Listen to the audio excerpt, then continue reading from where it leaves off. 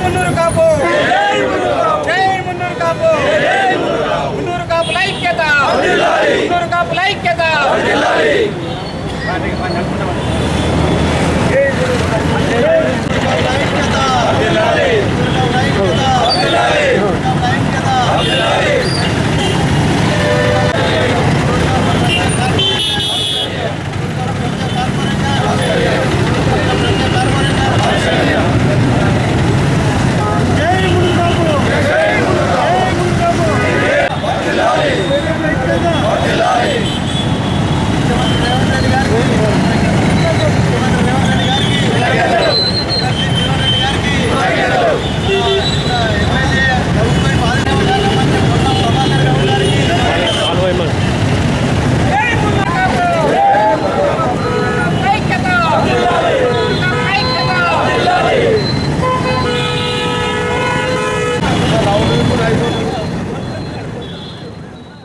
బడుగు బలహీన వర్గాల ఆశాజ్యోతి,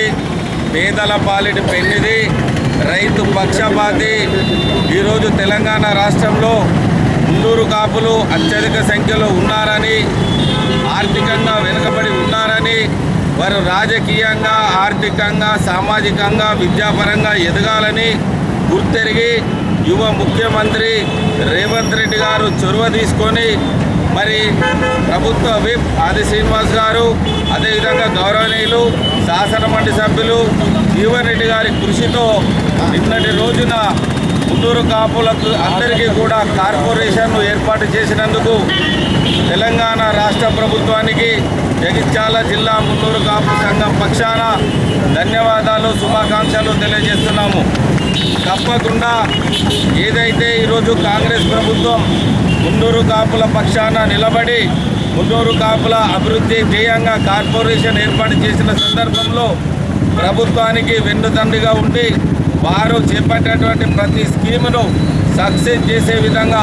ప్రయత్నం చేస్తామని తెలియజేసుకుంటూ మరి కార్పొరేషన్ ఏర్పాటుకు కృషి చేసినటువంటి గౌరవ ఎమ్మెల్సీ జీవన్ రెడ్డి గారికి, బీసీ శాఖ మంత్రులు పున్నం ప్రభాకర్ గారికి,